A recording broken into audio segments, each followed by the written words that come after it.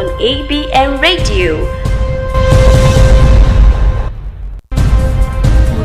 It's facts, it's balanced, it's accurate and entertaining. It's the news at noon on ABM Radio.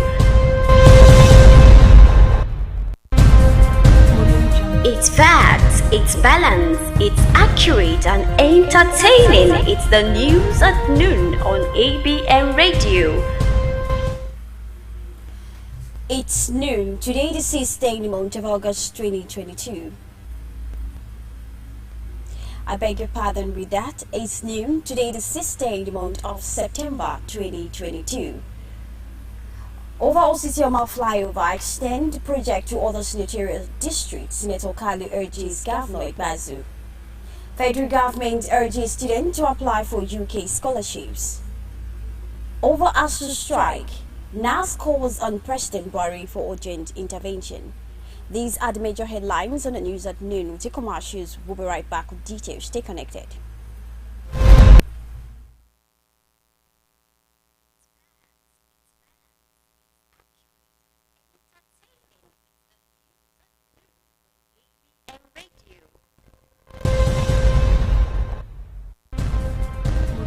It's facts, it's balanced, it's accurate and entertaining. It's the news at noon on ABM Radio. Welcome back. I am Grace Stokers Nyekachi. Now the details. Senator representing Abia North Senatorial District and the Chief Whip of the Senate, Senator Dr. Orji Uzor Kalu, has congratulated the state governor, Governor Okezie Ikpeazu, on the successful completion and commissioning of Osisioma flyover in Aba.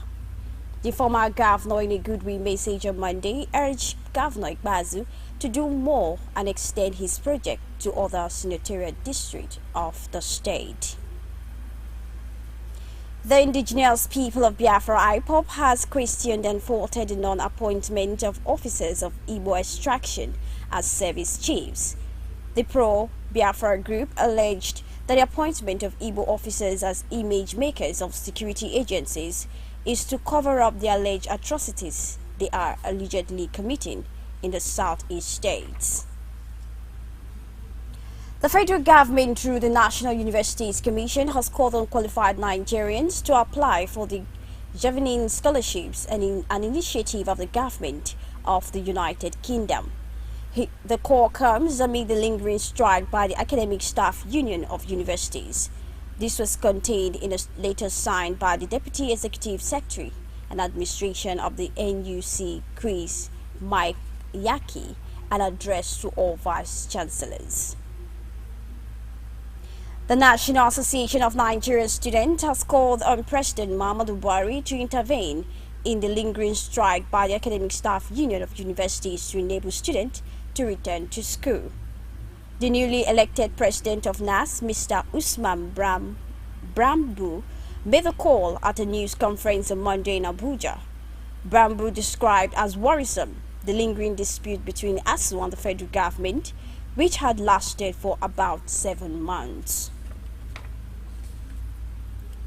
The federal government has said that it will eliminate all terrorists by December this year. The Minister of Interior, Ralph Aregbesola, said this in Abuja yesterday during a joint security press conference with the Ministers of Defense, Information and Police Affairs, as well as the Chief of Defense Staff. He said that the current security challenges were exacerbated by the restrictions and deprivations of COVID-19, despite the government's ameliorative measures.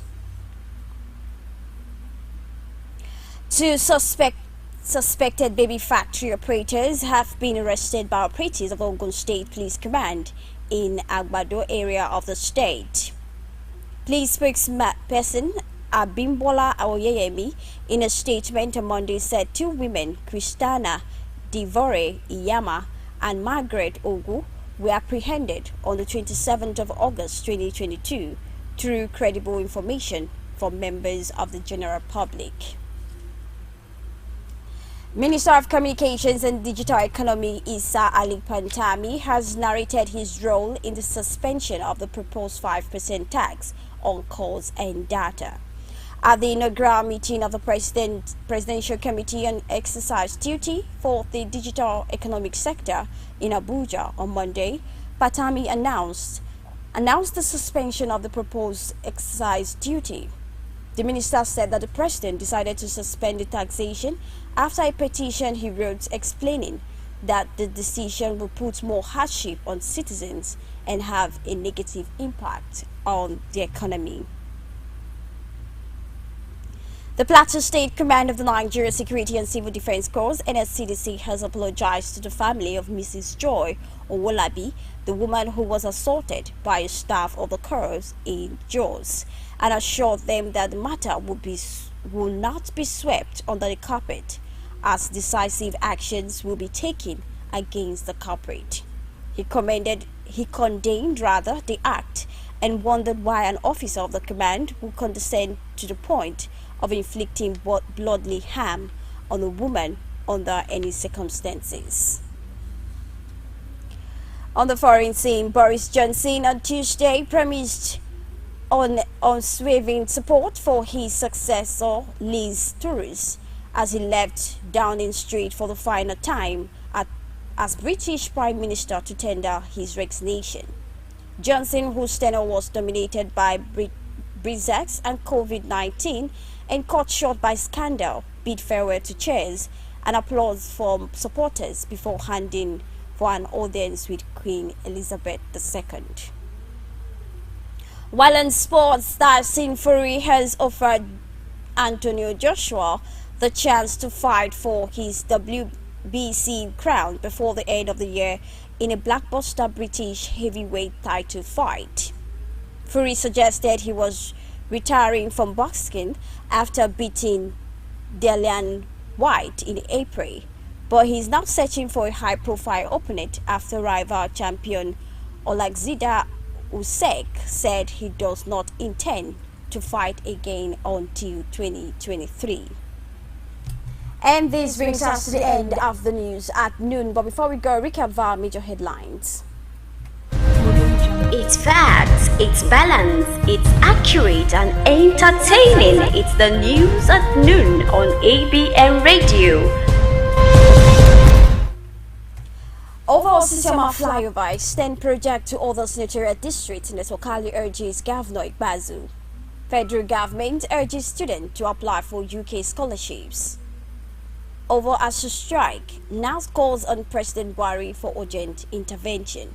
These and many more Jufana platforms, just log on to www.abntv.com.ng, and you can also follow us on our social media platforms being displayed on your screen. And as well, you can download our all-in-one app, /down to your Google Play Store and search for ABN Radio. This news was edited and packaged by Ifeanyi Okali. I am Grace Stalkers Miyakachi. Stay connected for more programs coming up shortly. Stay safe. It's accurate and entertaining. It's the news at noon on ABN Radio. It's facts, it's balanced, it's accurate and entertaining. It's the news at noon on ABN Radio.